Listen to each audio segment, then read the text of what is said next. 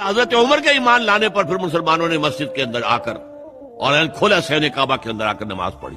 اور جب ہجرت کے لیے نکلے تو اعلان کر، باقی چھپ کے نکلتے تھے صحابہ، چھپ کر پتہ نہ لگ جائے کسی کو. اور آپ نے آ کر وہاں 2 رکعت نماز پڑھی اور کہا دیکھو میں جا رہا ہوں، ہجرت کر رہا ہوں. اگر کسی کی خواہش ہو کہ اس کی ماں اسے روئے تو آئے اس پہاڑ کے پیچھے میرا مقابلہ کر لے، روک لے. تو یہ تھے حضرت عمر.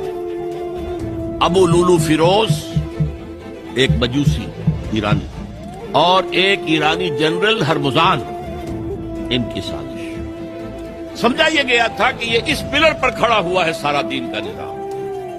عمر واقعی عظیم ترین شخصیت. آپ کو معلوم ہے ڈاکٹر مائیکل ہارٹ جو 100 پوری دنیا کے عظیم انسانوں کا جو اس نے چناؤ کیا ہے، 100 کا عظیم ترین انسانوں کا، نمبر 1 پر حضور ہے تو نمبر 50 پر حضرت عمر ہے. مسلمان اور کوئی شامل نہیں.